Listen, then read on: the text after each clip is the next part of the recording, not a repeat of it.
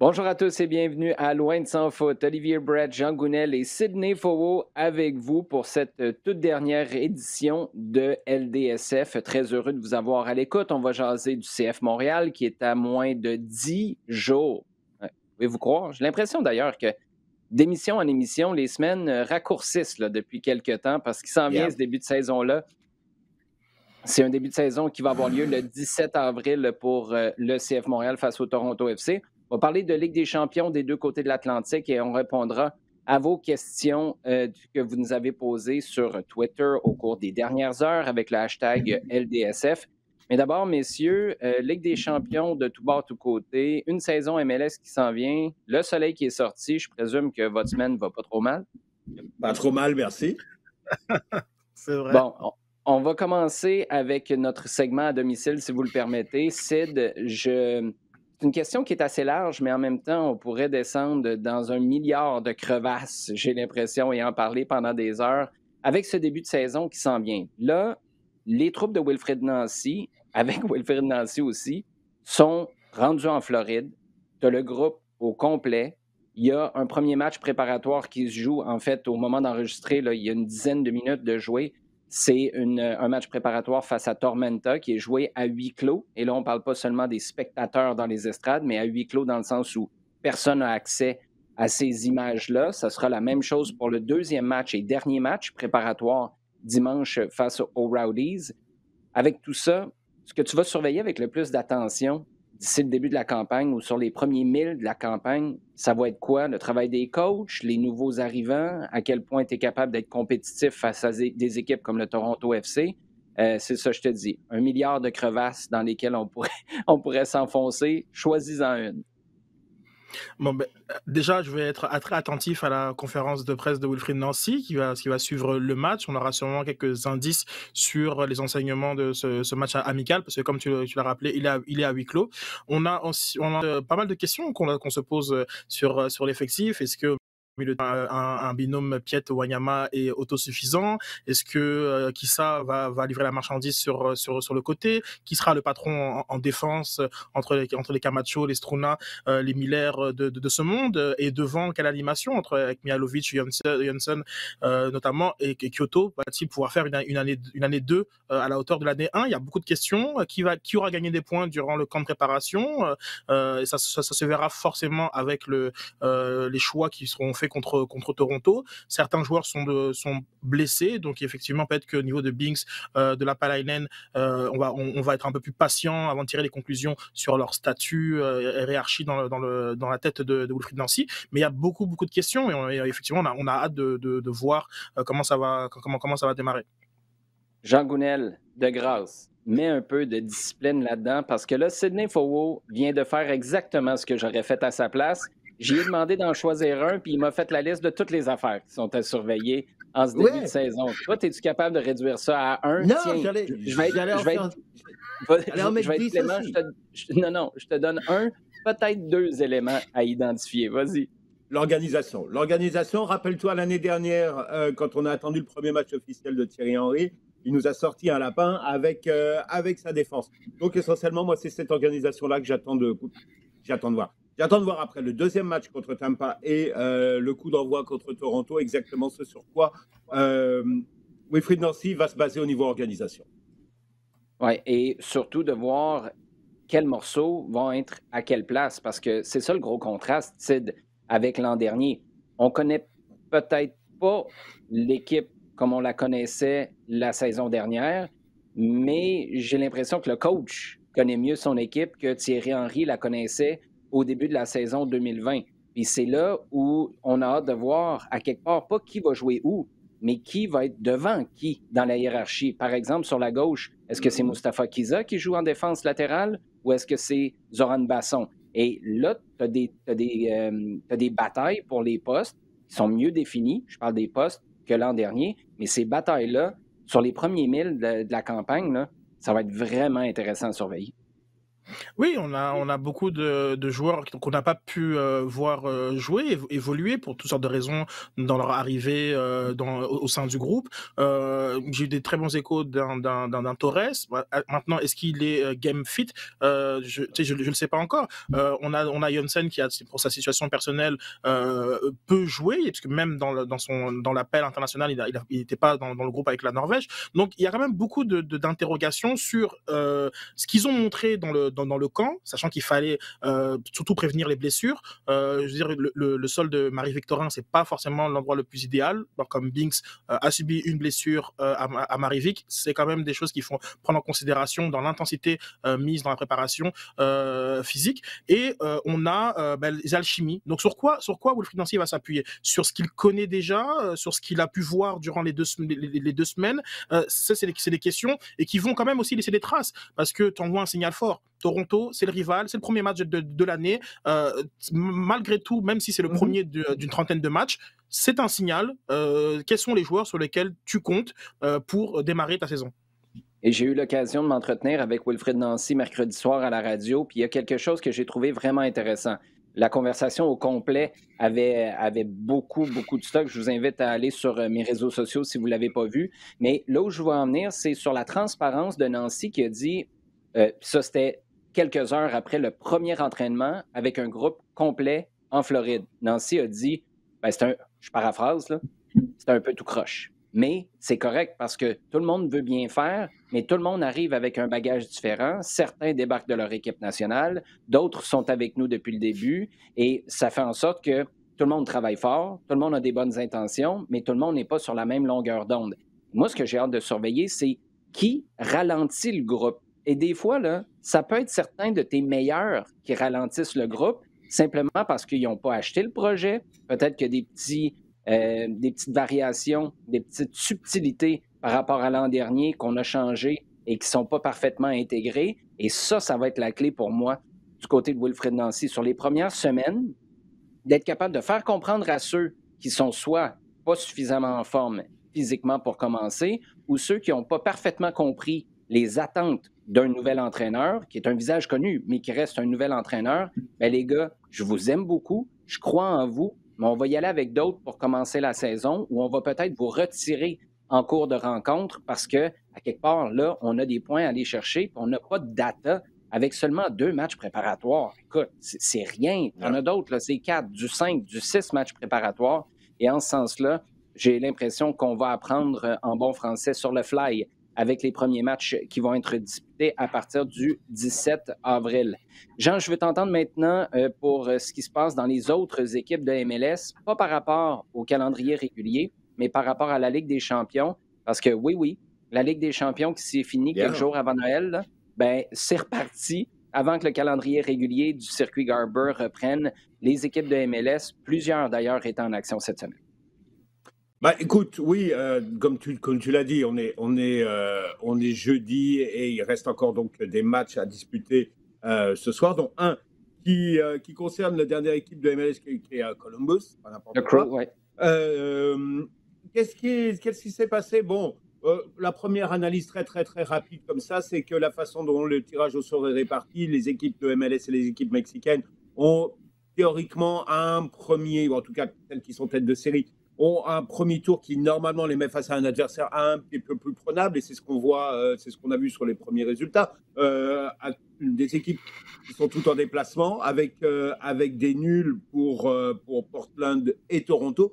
Toronto qui joue contre León, qui est le seul adversaire mexicain pour une MLS, mais León qui est clairement une équipe qui est moins, ils n'ont pas du niveau des autres participants mexicains comme Cruz Azul, comme Monterrey, comme América, qui sont des abonnés à la Champions League. Donc nul avec but pour Portland, c'est un marathon, voilà. Excuse-moi, j'ai mon papier là. Victoire en déplacement, Atlanta, Philadelphie. Donc pour l'instant, les résultats sont bons. Je pense que les clubs négocient de mieux en mieux ce tour-là en prenant note des surprises qui ont pu exister dans le passé. Rappelle-toi Seattle l'année dernière, qui était champion en titre, contre Olympia d'ailleurs, si je ne me trompe pas. Et on apprend à mieux négocier ça. On n'y va pas n'importe comment. On a appris à d'abord gérer bien ces déplacements-là, parce que c'est jamais évident, le type de déplacement, le type de match, et aller chercher un résultat, sachant exactement à quoi, ce qu'on pouvait faire. Et je pense que ça se voit aujourd'hui. Il y a une nette différence par rapport aux clubs qui sont, je dirais, une coche en dessous. Et plus on avance, plus cette Ligue des Champions, elle est, et ça, c'est pas nouveau, clairement focalisée Mexique et MLS. Même si ça arrive à un moment un peu bizarre du calendrier, on va dire civil, parce que les calendriers sportifs sont différents d'une ligue à l'autre, surtout quand vient le temps de parler de MLS en Ligue des Champions CONCACAF. Sid, d'une année à l'autre, c'est un moment où on regarde puis on se demande jusqu'où on peut évaluer la progression de la MLS, parce que c'est toujours vers une quête d'une première Ligue des Champions CONCACAF. À quel point la réalité de la COVID, Toronto n'a pas eu de finale à proprement dit en championnat canadien, à quel point la réalité de 2021 nous empêche de continuer cette évaluation-là, ou est-ce qu'au contraire, tout le monde est dans les mêmes circonstances, puis dans les mêmes conditions, puis on peut juste continuer à voir si on se rapproche ou non d'une première Ligue des Champions? Bon, effectivement, tout le monde n'est pas dans les mêmes circonstances, et ça, c'est une évidence. Maintenant, à quel point on peut les utiliser comme des excuses, si je puis dire, je pense que de moins en moins, on est de moins en moins tolérant pour ce type de discours. La MLS fait aussi un choix, de commencer là en mi-avril. Aurait peut-être pu commencer plus tôt. On sait qu'ils ont déjà commencé début février. Ils l'ont déjà fait une fois. C'est à eux de se donner les moyens en tant que ligue de venir sur les mêmes plates-bandes que la Liga MX, qui en fait c'est comme deux championnats finalement. Le championnat mexicain, si on regarde bien, qui commence début janvier jusqu'à fin mai, et ensuite qui reprend début juillet jusqu'à décembre. Il y a rien concrètement qui empêcherait la MLS même de commencer la 3e semaine de janvier. C'est possible pour la MLS si elle souhaite de s'aligner sur le championnat mexicain. Donc aujourd'hui, on a des équipes qui prennent beaucoup plus la compétition au sérieux et qui sont simplement aussi plus talentueuses. Et donc ces excuses-là tiennent de moins en moins. Et on sait que l'arbitrage parfois il est irrégulier en CONCACAF, et ça aussi il faut savoir jouer avec. Donc là, Toronto, qui s'est fait dans le jeu quand même assez dominé par Club León, trouve le moyen, malgré l'absence de Westberg, de Mavinga, de Pozuelo, de Osorio, trouve le moyen d'aller chercher un match nul. C'est bien, et ça devrait devenir une forme de norme, de standard, et pas se réfugier derrière toutes circonstances qui expliquent pourquoi il n'y a toujours pas de club MLS qui a gagné la Ligue des Champions CONCACAF. Bon, juste une petite question pour toi, Sid, avant de conclure ce dossier-là. Tu as qualifié l'arbitrage en CONCACAF d'irrégulier. Ça, c'est le mot que tu as choisi de mettre de l'avant. Maintenant, le mot que tu avais en tête, c'était quoi? Mais écoute, c'est vrai que là, quand tu vois le tacle qui a été fait par le joueur contre Philadelphie, c'est ça? Ouais. Donc, bon, c'est vrai que c'est très questionnable. Maintenant, je pense pas que l'arbitrage soit biaisé, comme il y a une lecture quand même qui est très américaine de la CONCACAF, qui, moi, n'est pas celle que je partage, mais effectivement, les incompétences et parfois incohérences font en sorte que on peut être déçu comme du niveau de l'arbitrage. Bon, c'est correct. Tu as bien évité la question. On va passer à notre prochain segment. Oui, vas-y, Jean. On va passer au VAR, non? À partir des demi-finales, si j'ai bien compris. Ouais. Ouais, mais là, c'est parce que on a d'autres sujets, là, Jean. Une petite note pour te remonter le moral, Olivier. Ouais, ça me remonte quelque chose. Je ne sais pas si c'est le moral, mais ça me remonte quelque chose. On va passer au temps additionnel, les gars, parce qu'il y avait de la Ligue des Champions, pas seulement du côté de la CONCACAF, mais aussi du côté de l'Europe. Jean, un match mi-avril, joué à Munich avec des gants, de la neige, un ballon blanc, mais c'est tout juste. On n'était pas loin de se demander s'il fallait sortir les ballons oranges ou pas. Et surtout, un PSG, oui, en cours de match, un PSG qui s'en va là-bas, qui fait non seulement un résultat, mais qui marque 3 buts et qui gagne 3-2 au Bayern. Écoute, très franchement, là, jamais je m'attendais à ça, mais ça a été tout un match de ballon costaud, ça jouait vite. Puis du côté, j'oublie les stats, là, mais je pense que c'est un truc comme quoi, une quarantaine de tirs. C'était combien de tirs tentés du côté du Bayern? Un truc de fou, là. C'était 32? 3, 4. 30, Ouais, c'est ça. C'était 3-4 fois plus que le PSG. Puis le PSG, c'est 4 tirs cadrés, 3 buts. Écoute, dans la catégorie 11 points, puis on fait une job parfaite dans les circonstances pour revenir à la maison. À part le fait d'avoir encaissé 2 buts, mais encaisser 2 buts au Bayern, ben, c'est pas mal tout le monde qui est susceptible de vivre ça. Non, c'est sûr, c'est sûr. Il y a plein de façons de regarder ce match-là, d'analyser. Je te dirais qu'au départ, il y a une continuation de ce qui avait été préparé l'année dernière, la saison dernière, avec un autre entraîneur, avec Thomas Tuchel, en finale. Il y a des principes de base que Pochettino est quand même allé chercher, à savoir accepter de relancer très très bas. Il y a eu des séquences où Paris a parti de c'est 16 mètres, balle au pied, cherchant à jouer écarté pour essayer d'écarter, d'attirer une première ligne de pressing, de le passer rapidement et à ce moment-là d'accélérer. Ça, c'est un principe de base qui existait déjà l'année dernière, qui avait été mis en place pour la finale et qui a été, je dirais, d'une certaine façon, moyennement en réussite hier, parce que le Bayern a récupéré beaucoup de ballons et a archi-dominé. Par contre, les fois où c'est passé, effectivement, ça a permis à Paris d'accélérer complètement. Et il y a toujours cette recherche de Neymar, Mbappé.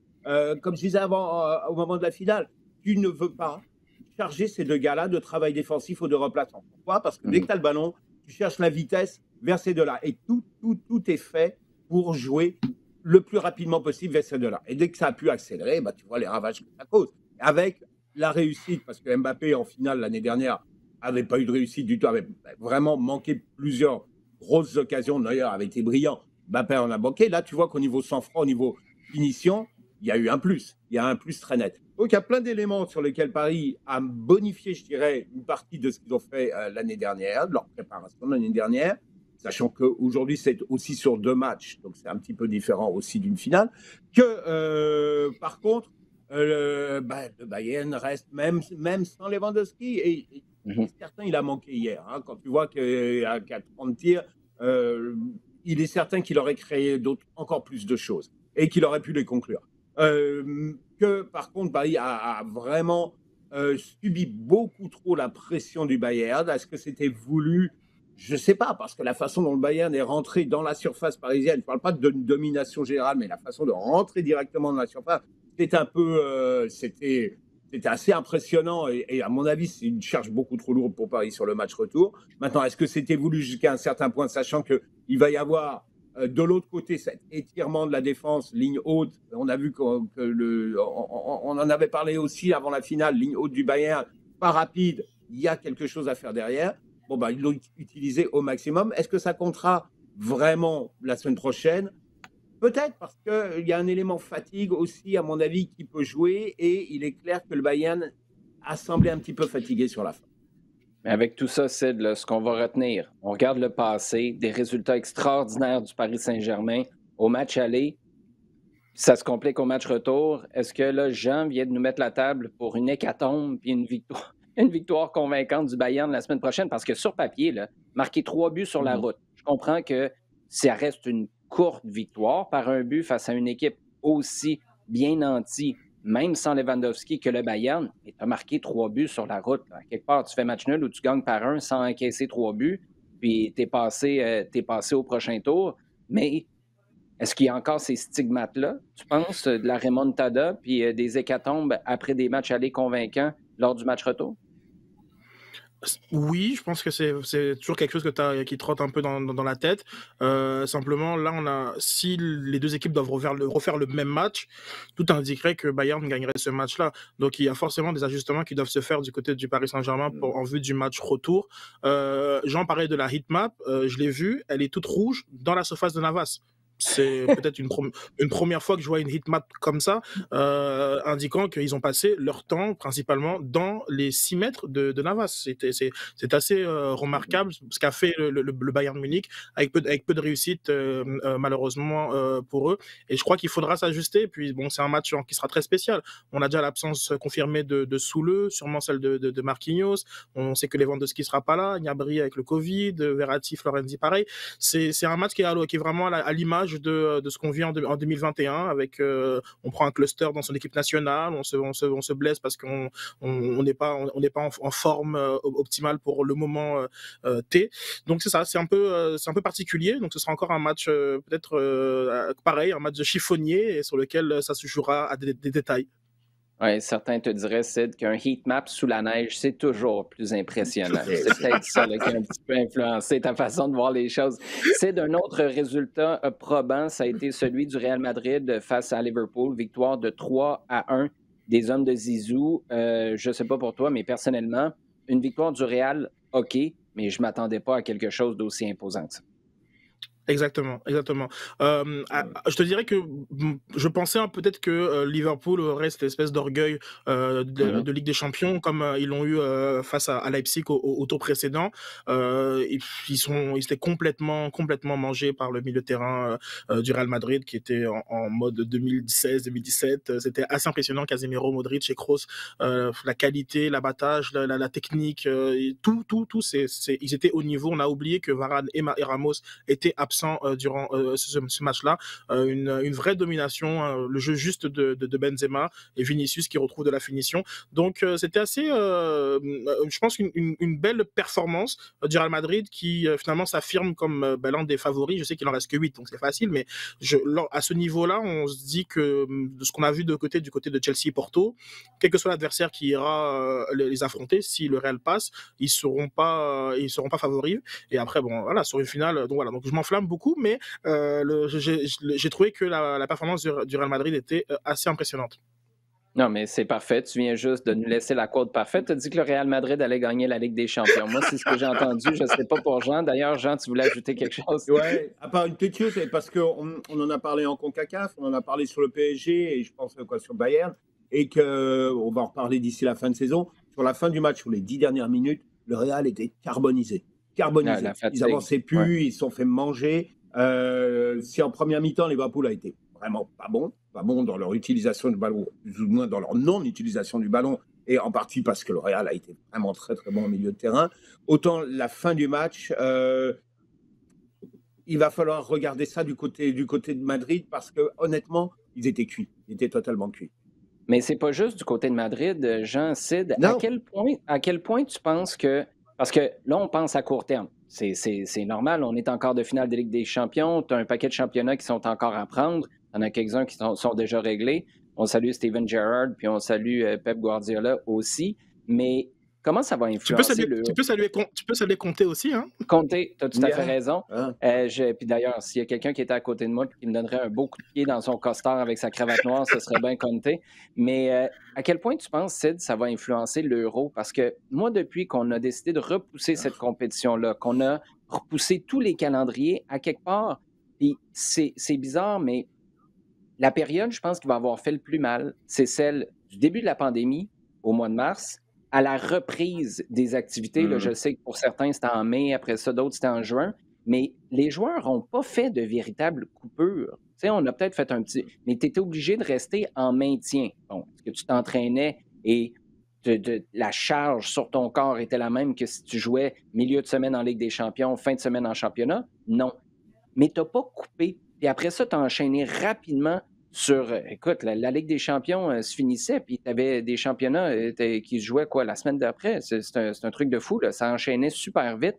Penses-tu qu'on va avoir des absents importants sur blessure ou que le spectacle, justement, dans ces fins de match-là où tu retrouves certains des meilleurs sur la planète, oui, mais aussi des gars qui ont beaucoup joué sur les 2 dernières saisons, penses-tu que le spectacle va être affecté à l'Euro?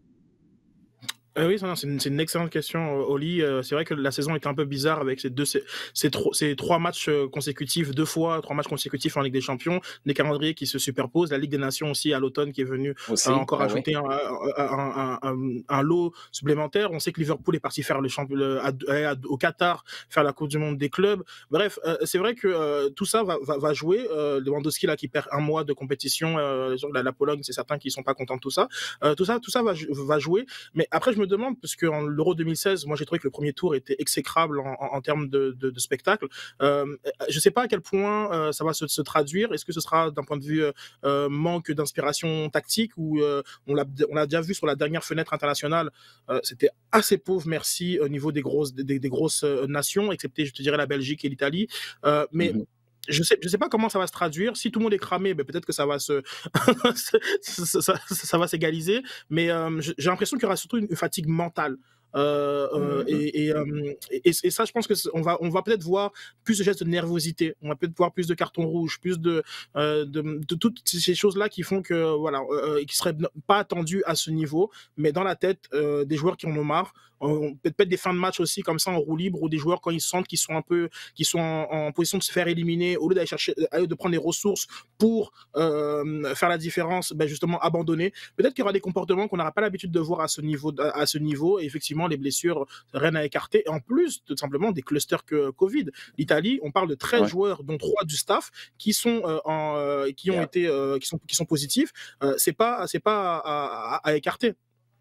Non, tu as tout à fait raison. Et deux petits commentaires là-dessus. D'abord, on se souvient de Cristiano Ronaldo qui avait garroché en bon français le micro d'un journaliste dans le lac. Ça, c'était à l'Euro. La bonne nouvelle, c'est que s'il y a de la fatigue mentale qui s'installe, il n'y aura pas de journaliste aussi près pour aller énerver les Cristiano Ronaldo de ce monde. Puis la deuxième chose, ton commentaire sur la phase de groupe en 2016, là, j'espère que tu ne parles pas de Gabor Kiraï. Parce que là, lui, là, il a gardé les buts en jogging gris. Je le sais que tu n'as pas aimé cette phase de groupe-là, mais ça, c'était mémorable. Ramener des jogging gris à tous les Euros, s'il vous plaît, ça prendrait quelqu'un qui joue en l'honneur de la légende qui est Gabor Kiraï, que j'avais eu l'occasion de voir garder les buts pour Crystal Palace à Selhurst Park. Et je vais toujours me rappeler, il y a un kid qui était là parce que c'était avec l'école de soccer de mon père qui amène des groupes en Angleterre, et qui amenait les groupes en Angleterre à chaque année jusqu'à l'an dernier et cette année, évidemment. Et un des jeunes s'était retourné vers moi et avait dit « Il n'y avait plus d'équipement ou y a-tu quelqu'un qui a oublié de donner son kit? » J'ai dit « Non, non, mon grand, c'est Gabor Kiraï, c'est comme ça qu'il roll en jogging. Ah ouais, donc. À Selhurst Park, ça passe. À l'Euro, c'est un peu bizarre, mais ça va rester dans le folklore de cette compétition-là. » Jean, pour terminer le segment, on parle d'Euro. On en parlait il y a quelques semaines. Alexander Seferin, le responsable de l'UEFA, qui mettait de la pression sur les villes hôtes. 12 au départ étaient prévus pour tenir la compétition. L'année passée, déplacée à cette année, et là, on demande des garanties de 25 de la capacité des stades ouvertes au public, donc garantie de fans dans les estrades. Et là, il y a des villes qui commencent à être sous pression. Entre autres, ça va être la deuxième semaine de suite à donner des jabs à l'Irlande. Entre autres, la ville de Dublin. Non, écoute, on en a parlé. On a parlé au moment où Copenhague et Saint-Pétersbourg ont annoncé qu'ils étaient capables d'ouvrir et d'avoir du public. On avait dit attention parce que ça, c'est une fuite en avant. C'est vraiment quelque chose sur lequel il faut faire attention parce que ça donne une matière à l'UEFA à pousser et à aller piquer les autres villes en leur disant regardez, eux, ils le font, pourquoi pas vous? Sans regarder forcément dans quel état, quelle est l'avancée de la lutte contre et de la vaccination contre la Covid. Donc, voilà, il y a cette fuite en avant, on la voit, parce que maintenant, il y a Bilbao, il y a Amsterdam qui a dit qu'ils étaient prêts à ouvrir à au minimum 12 000, voire même plus. Wembley, avec tout le projet anglais, est prêt, annonce 21 000 personnes pour le premier match contre la Croatie. Et de plus en plus, plus la compétition va avancer, parce que Wembley aura les demi et la finale. Donc là, tout de suite, ils sont prêts à ouvrir en grand. Et effectivement, du côté de Dublin, où on dit clairement, nous, on ne peut pas pour l'instant donner ces garanties-là, qui est foncièrement honnête comme démarche, comme remarque, à la date butoir fixée par l'UEFA. Et la réaction de l'UEFA, c'est de dire voilà, on va certainement vous enlever parce que, écoute, nous, on a suffisamment de candidats qui sont prêts. Hampden Park à Glasgow est prêt aussi. Il y a Hampden, il y a Wembley qui peut prendre. Il y a 4 matchs qui doivent avoir lieu à Dublin, 3 matchs du premier tour, un match de 8e. Donc de dire voilà, il y en a d'autres qui vont les prendre. Que l'UEFA veuille absolument avoir du monde et ouvrir les stades. D'accord. c'est un petit peu le chantage qu'il y a derrière et cette façon de pousser un petit peu les autres à s'aligner que je trouve assez, surtout dans les conditions, que je trouve assez mal placées. Si tu veux, c'est surtout ça. Et surtout, regarde, Dublin, l'Aviva Stadium. Tu te rappelles que c'est l'endroit qui a été le premier stade qui a été ouvert pour des dépistages en masse en Europe. Et bon, regarde. Non, mais écoute, juste pour avoir eu des discussions avec la famille là-bas, les gens se disent, attends, là, nous, on n'a pas été capable d'aller Puis je sais que les priorités sont peut-être pas à bonne place quand j'ai ces conversations-là. Ils disent, nous, on n'a pas été capable d'aller au pub pendant 1 an, puis là, il faut qu'on garantisse d'ouvrir un stade à 25 Tu sais, c'est vraiment ça. C'est une mathématique au ras des pâquerettes. Là. Puis quand je vous dis que les priorités sont peut-être pas à la bonne place, j'en suis très conscient, mais tu sais, je pense que c'est ensemble qu'on parlait la semaine dernière ou la semaine d'avant. Socialement, il y a une mathématique qui se fait dans la tête des gens pour dire OK, il faut garantir à quelqu'un qui n'a pas notre intérêt national en tête, il a l'intérêt de sa compétition, de l'organisation de l'UEFA.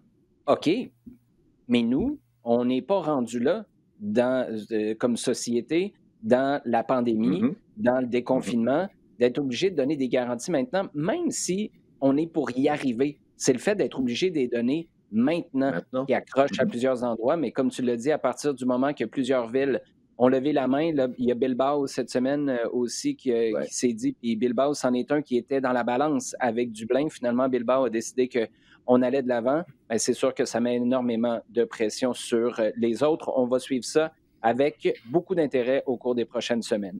Les gars, sujet chaud. On y va avec les questions qui nous ont été posées sur Twitter. On commence avec le Dr Foot, Jean.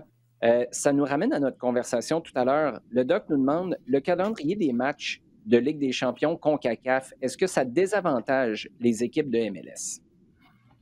Clairement, je pense qu'on en a parlé. Sid l'a mentionné, et c'est quelque chose qui est clair. Oui, commencer alors que ça change complètement toute ta préparation. On l'a vu l'année dernière avec l'impact à l'époque.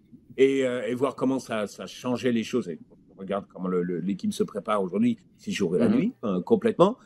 Tu commences bon, là, c'est 2 semaines avant. L'année dernière, ça avait été même encore plus avant par rapport au calendrier régulier. Non, ça change complètement ta préparation. Au niveau physique, rappelle-toi comment c'était dur sur les premiers matchs. À l'époque, avait joué 3 matchs avant l'interruption.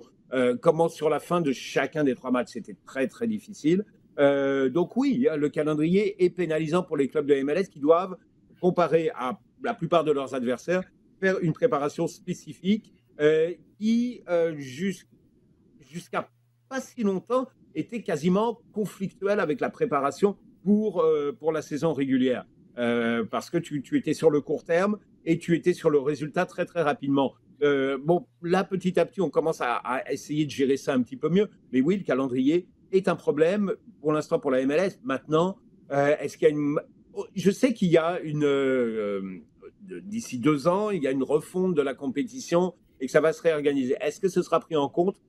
J'espère. Et que dans le même temps, probablement, les clubs auront encore une meilleure compréhension, une appréhension de la pré-saison telle qu'elle est actuellement. Là, j'ai l'impression qu'on va ouvrir une compagnie, les Forges de la CONCACAF, parce que c'est des refontes de compétition après refonte de la compétition. Là, en tout cas, on va se garder ça aussi pour une autre semaine, là, parce que les refontes de compétition, Jean, on a besoin d'être commandité par Tylenol, Aspirine, Advil, je ne sais pas trop quoi. On va se donner une petite pause pour ça. Juste un petit commentaire, par contre, pour clore cette question-là du Dr Foot. Moi, je prends vraiment la perspective, tu y as touché un peu à la fin de ton commentaire. C'est des avantages des équipes de MLS pour la MLS. Tu sais, à quelque part, tu te bats en MLS toute l'année pour te qualifier pour la Ligue des champions. Pas juste pour ça, c'est pour être champion de ton championnat, mais tu veux accéder à la Ligue des champions, tu veux être la première équipe de MLS qui gagne cette compétition-là, qui accède à la Coupe du monde des clubs. Puis là, tu es tellement all-in là-dedans que, comme tu l'as dit, tu veux être à ton pic. C'est impossible, mais c'est quand même l'objectif que tu donnes à ton pic. 2, 3 matchs après le début de ta saison en MLS. Et là, une fois que tu es arrivé à ce moment-là, et là, ton pic, c'est physiquement, mais c'est aussi en termes d'émotion. Rappelez-vous quand le Toronto FC, il y a quelques années, est allé en finale de Ligue des champions CONCACAF. Il n'y avait plus rien. C'est comme si tu perds tous tes repères. Tu as joué ta saison avant de commencer ta véritable saison. Et ça arrive régulièrement que tu vois des équipes qui ont des bons parcours en Ligue des champions CONCACAF en début d'année. Puis là, ça te prend 2, 3, 4 mois avant de retrouver ta forme en championnat et avant de retrouver un esprit d'équipe qui souvent peut être brisé parce que quand tu arrives là puis tu échoues, jusqu'à maintenant, tout le monde a échoué, là, c'est plate à dire, mais personne n'a gagné cette compétition-là. Il y a des trucs qui se brisent souvent dans une équipe parce que les émotions sont tellement dans le tapis, tu arrives si près d'un but, puis là, finalement, tu passes à côté. Mais tu ne peux pas t'en aller en vacances pendant 2 mois, débriefer ça, respirer, prendre du temps avec ta famille, puis après revenir et te dire « Hey, les boys, on n'était pas loin, hein? Mais OK, on se retrousse les manches. » C'est pas ça. C'est le mardi d'après, il faut que tu reprennes parce que tu as un match à préparer face à l'Inter Miami. C'est là où je pense que vraiment les équipes de MLS sont désavantagées, non seulement pour la Ligue des champions CONCACAF, mais pour le championnat de MLS que tu commences à ce moment-là aussi. Sid, on y va avec une question de Simon Paquette maintenant qui nous ramène un sujet dont on n'a pas parlé en début d'émission. L'arrivée en prêt pour 1 an du gardien, du 3e gardien, Sébastien Breza, qui est un gars qui est sur les livres de Bologne. Simon nous demande, sachant que Breza est plus avancé dans son développement qu'un Jonathan Sirois qui vient de partir en prêt en Canadian Premier League au Valor FC, plus avancé, oui, dans son développement qu'un Jonathan Sirois et donc plus près de jouer. Est-ce que son arrivée à Montréal est un signe avant-coureur que Diop ou Pantémis soient sur un départ à court ou moyen terme? Oui, je pense que c'est une bonne lecture de la situation. Je dirais plutôt Diop que Pantémis pour des raisons qui sont évidentes de formation et de continuité dans le projet, mais au final, même si c'est l'un ou l'autre, un nouveau gardien s'il y a, c'est pour être numéro 1. Donc de côté de Diop ou Pantémis, c'est pas forcément une bonne situation non plus. Maintenant, bon, c'était quand même le 4e gardien du côté de Bologne. C'est vrai qu'on avait un petit peu mis sous le tapis l'association entre Bologne et le CF Montréal, mais c'est un rappel que si besoin est, Bologne peut toujours utiliser le CF Montréal pour relancer des joueurs, parce que je crois pas que c'était nécessairement un besoin du côté du CF Montréal. On a quand même un duo qui est plutôt intéressant, qui est en concurrence. Il y en avait un 3e gardien qui est évidemment lui est encore en apprentissage. Mais au prochain mercato, il faudra regarder ça. Je le rappelle encore une fois, Diop, il est dans sa dernière année de contrat. C'est sûr que Olivier Renard, il est au courant de ça. Et je suis peut-être pas sûr que c'est dans son esprit, c'est le numéro 1 dans un gros sens du terme pour amener le CF Montréal à des nouveaux objectifs, ne pas lier. Mais tu dis que c'était peut-être pas nécessaire, je suis tout à fait d'accord avec toi, pour le CF Montréal. C'était nécessaire pour Jonathan Sirois, par contre. Parce que là, lui, passé des années sans jouer, il y a quoi? Il y a 18, 19 ans? T'es mort, là. On a vu ce que ça a pris pour un Maxime Crépeau, par exemple, sans jouer. Il a fallu que tu ailles à Ottawa, puis c'est là que tout d'un coup, tout a débloqué. Sachant que tu as Diop, tu as Pantémis qui est encore relativement jeune comme gardien, qui a eu du temps de jeu l'an passé. Et Jonathan Sirois, il faut absolument que tu joues à quelque part. C'est peut-être là où c'est intéressant d'aller chercher un Sébastien Breza. Ah oui, tout à fait. Non, mais c'est clair que pour le jeune qui s'est expatrié assez tôt dans son cheminement du côté d'Italie, c'est sûr que c'est une bonne nouvelle. Ici, il va être considéré dans la hiérarchie. Il est possible qu'il convainc Rémi Vercoutre pour aller gratter des minutes, comme on dit. Mais c'est sachant que son contrat est à Bologne, c'est plus dans l'intérêt de Bologne cette transaction-là que dans l'intérêt premier du CF Montréal. C'est ça que c'est pas le CF Montréal qui s'est levé le matin et qui s'est dit il faut qu'on aille chercher le 4e gardien de Bologne parce qu'on a des besoins ici. Et donc c'est là que je rappelle un peu cette collaboration parfois qui semble aller que dans un sens, bien que Binks se soit quand même entraîné avec Bologne, et je pense que c'est salutaire pour son progrès. Cette relation parfois entre Bologne et CF Montréal, on l'oublie, elle est moins présente qu'elle a été lorsque il y a 2 ans environ, lorsqu'elle était disons effective. Thomas Villeneuve, Sid te pose la question à 1 million. C'est ses paroles, pas les miennes. Je ne sais pas c'est 1 million de quoi. C'est des yens, euros, sterling, canadiens, US, ça, je ne le sais pas. Est-ce qu'on va voir des matchs au Stade Saputo cette année? soit avec ou sans supporters, mais des matchs au Stade Saputo, point en 2021. Est-ce que tu y crois? Ouais, j'y crois, j'y crois, j'y crois. Je pense qu'après, il y a une opportunité après la pause Gold Cup de revoir un peu comment le calendrier va se mettre en place. Donc, enfin, le calendrier est déjà mis en place, mais là où seront joués les matchs, je pense qu'il y a une opportunité, sachant qu'il y a de grandes chances que toutes les équipes MLS soient vaccinées. Ça peut influencer énormément la suite des choses. Donc, peut-être que le désavantage qu'avaient les équipes américaines au niveau du passage de la frontière ne sera peut-être plus un au niveau de l'été, et ou tout simplement faire des matchs intra-canadiens comme a été fait à l'été passé. Maintenant, est-ce qu'il y aura les supporters? Je pense que ça c'est la question à 1,5 million. Écoute, durant l'été, dans le soccer local, il y avait des supporters. Avec la notion de distance, avec la notion de masque, il y avait des bénévoles Arruda qui avaient la mission de prendre la température, de s'assurer que tout le monde se lave les mains. C'est quand même, c'est possible. Maintenant, est-ce que d'un point de vue peut-être image, c'est quelque chose qu'on souhaite?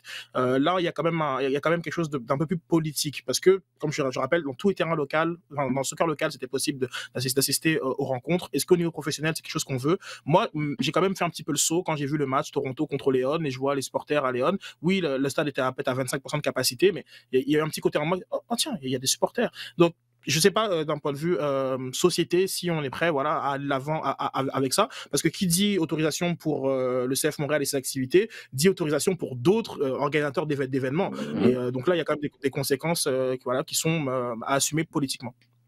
Et en ce sens-là, l'arrivée d'Américains, là, et là je parle de gens qui arrivent des États-Unis vaccinés, c'est le nerf de la guerre, là, parce que l'ouverture des frontières, évidemment, c'est la grosse question, mais est-ce que le fait d'avoir tout le monde vacciné, ça peut t'aider, ne serait-ce que, on va oublier les supporters, mais ne serait-ce qu'avoir des matchs disputés ici qui permettraient au CF Montréal de s'entraîner dans ses pantoufles, ça, ce serait une excellente nouvelle, évidemment. J'abonde dans le même sens que toi, Sid, parce que hier, en discutant avec Wilfried Nancy, je lui ai demandé, est-ce que, sachant que le club a tenté de faciliter cette année la présence de familles là-bas, sur place, pour ceux qui voulaient avoir leurs proches avec eux en Floride, étant donné qu'on s'installe là pour plusieurs mois, j'ai dit, toi, est-ce que ta famille te suit?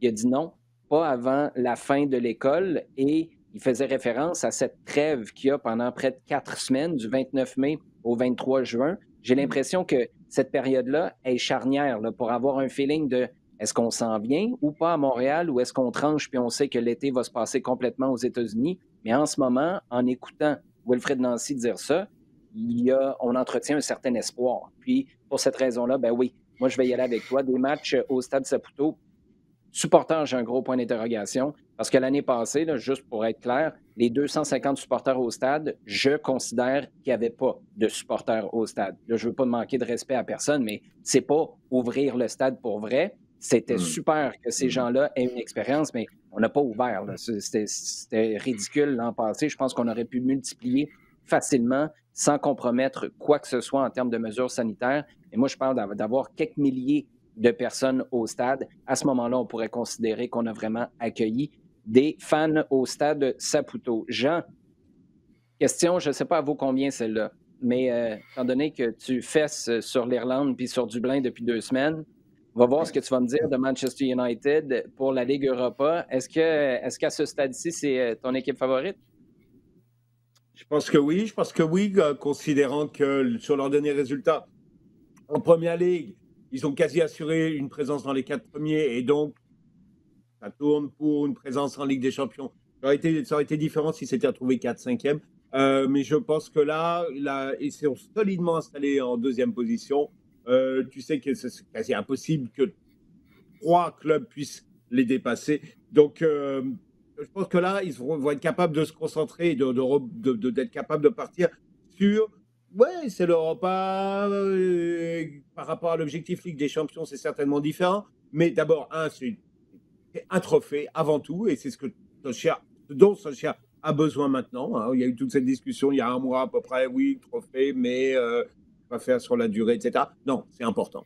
C'est important pour un club comme United qui se mesure au trophée. Tu sais, dis ce que tu veux sur Alex Ferguson. Mais au bout du compte, Alex Ferguson, qu'est-ce que tu te souviens de lui alors qu'on arrive tranquillement à 10 ans après sa carrière?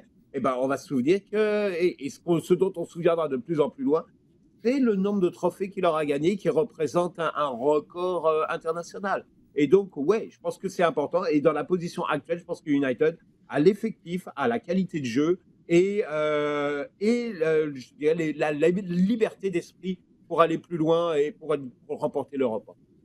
Parle pour toi-même, Jean Gounel, parce que moi, quand je parle, je pense à Alex Ferguson. Le souvenir que j'ai, c'est à Santry, à Dublin, quand je m'entraînais au complexe Sportslink, puis le club avec lequel je m'entraînais avait une affiliation avec United. Alex Ferguson est débarqué dans une Mercedes pourpre. Je n'ai jamais vu depuis ce temps-là, puis j'avais jamais vu avant ça une Mercedes de cette couleur-là. Alex Ferguson est passé. J'ai réussi à avoir une photo avec lui, avec son garde du corps à côté qui avait solidement l'air d'avoir envie que je dégage et qu'Alex Ferguson puisse rentrer dans le complexe. Mais histoire personnelle à part, oui, je suis tout à fait d'accord avec toi. Ce qu'on retient surtout, c'est les trophées. C'est les trophées qui ont été gagnés. J'aimerais quand même ça revoir un jour une Mercedes pourpre comme ça. Je ne comprends toujours pas à qui tu vends cette voiture-là, mais ça, c'est un autre dossier. Sid, j'ai eu l'occasion de t'en parler sur une autre plateforme à la radio plus tôt cette semaine, donc j'ai oublié en début d'émission. Hey, félicitations, le fashionista que tu te ramasses dans le magazine Véro avec ta ligne de vêtements. C'est comme un côté que tu as caché un peu trop, une trop grande partie de la communauté soccer. Parle-nous un peu là, de cette expérience-là. Trotdepoutine.com, c'est ta ligne de vêtements, puis tu te ramasses dans le magazine Véro. Oui, effectivement, un peu de nowhere, où apparemment Véro est tombé sur notre compte Instagram et puis a aimé l'esprit de la boutique. Donc, elle a voulu en mettre dans son top V. C'est une page qui est consacrée à ses coups de cœur. Donc, oui, grosse surprise et puis une grosse dose d'amour reçue par beaucoup de gens. C'est fascinant de voir justement. Tu sais, on parle beaucoup parfois d'influenceurs. On a parlé un petit peu dans le début de la campagne du CF Montréal. Oui, mais il y a des influenceurs et des personnes qui, lorsqu'ils aiment quelque chose, il y en a beaucoup derrière qui l'aiment aussi. Et Véronique Cloutier en fait partie. Donc, ouais, pour Trop de Poutine, ça a été une très, très belle fin de semaine et ça l'est encore.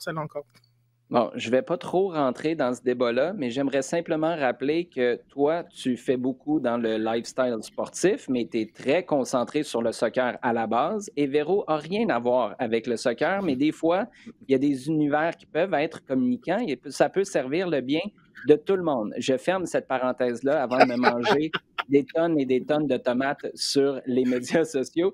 La dernière question que j'ai pour toi, Sid, il y a quelques jours, tu me disais que ta presse pour faire les vêtements était en surchauffe. Là. Est-ce que vous êtes capable, est-ce que vous êtes revenu à flot un peu? Oui, en fait, le problème étant que le vêtement qui a été choisi pour illustrer l'article, c'est un vêtement qui était hors de stock. Donc, c'était un petit peu mon seul bémol. Mais finalement, oui, on a retrouvé du violet. Et donc, voilà, c'est bon pour ça. Mais oui, non, mais merci beaucoup, Oli, d'en parler. C'est vrai que dans le soccer local, c'est plus connu, mais dans le soccer professionnel, c'est pas quelque chose que je mets de l'avant. Donc, je suis content. Mais ça méritait une mention. Les gars, merci. Toujours un plaisir de jaser. Puis la semaine prochaine, croyez-le ou non, on va être à 48 heures du début de saison. J'allais dire une nouvelle ère. Une nouvelle ère, parce qu'on a l'impression qu'à tous les ans, là, on a l'occasion de dire que c'est une nouvelle ère pour le soccer MLS à Montréal. Passez une excellente semaine. À vous à la maison qui nous avez envoyé vos questions et qui nous écoutez à toutes les semaines. Merci d'être là. Continuez de nous écrire avec le hashtag LDSF sur Twitter et à partager le contenu rds.ca/balado-diffusion, iHeartRadio et toutes vos plateformes préférées.